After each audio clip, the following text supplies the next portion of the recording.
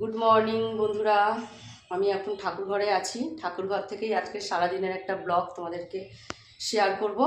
এখন থেকে স্টার্ট করছি। এখন আমি ঠাকুর ঘরে আছি।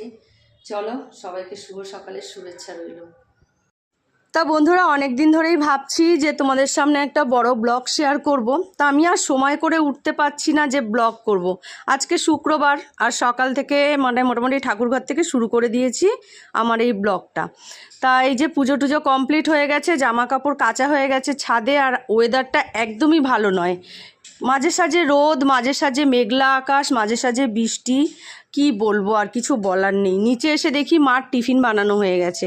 রুটি আর আলুর তরকারি করে রেখে দিয়েছে মা, এখনও কেউ খায়নি।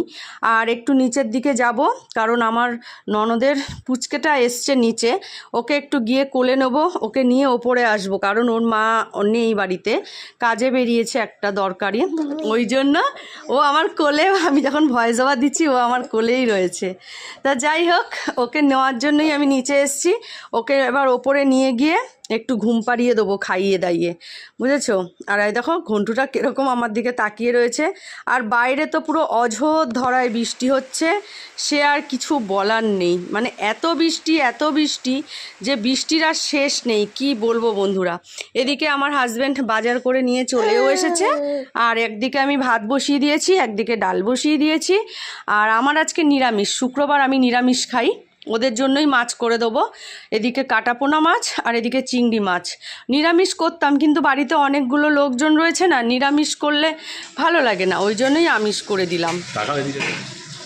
বন্ধুরা এই দেখো কি করছি, পেঁপে দিয়ে আলু দিয়ে, এই পেঁপে দিয়ে চিংড়ি মাছ। পেঁপেটা ভালো করে আমি মেশিনে কুড়িয়ে নিয়েছি, জানো তো, কুড়িয়ে নিয়ে পেঁপে দিয়ে চিংড়ি মাছ। আর এদিকে মাছ ভাজা হচ্ছে, ভাত হয়ে গেছে, আর ডালও হয়ে গেছে।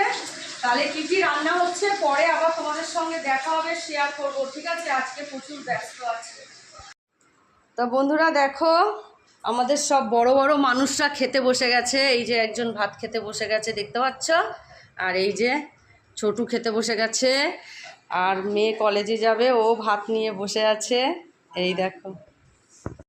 আর আজকে দুপুরে কি কি রান্না করেছি তোমাদের তো আগেই দেখিয়ে দিয়েছিলাম। মাছের ঝোল করেছিলাম, পেঁপে দিয়ে চিংড়ি মাছ করেছিলাম, ডাল করেছিলাম, পেঁপে সিদ্ধ করেছিলাম আমার জন্য, আর এদিকে করেছিলাম তেল চচ্চড়ি। আর এদিকে ঘন্টু ও দিদির কোলে বসে আছে খেয়ে দিয়ে নিয়ে। আর বাইরে তো বৃষ্টি পড়েই যাচ্ছে, তার কোনো আর কথা নেই, বৃষ্টির কোনো শেষ নেই। কি বলবো বলো, এই চলছে আর কি। আর বৃষ্টিটা কখন থামবে তাও জানি না। আর বৃষ্টিটা